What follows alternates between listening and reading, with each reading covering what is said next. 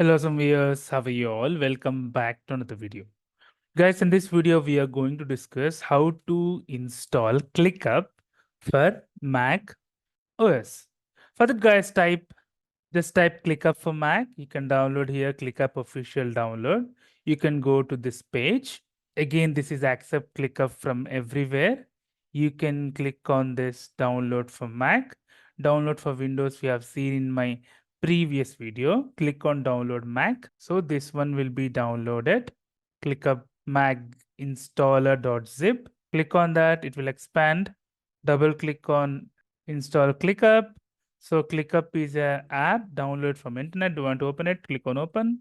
So now it is installing, downloading the version, whatever the version which is available in latest. For now it is 3.4.9. So it is now installed. So now ClickUp has been installed for Mac.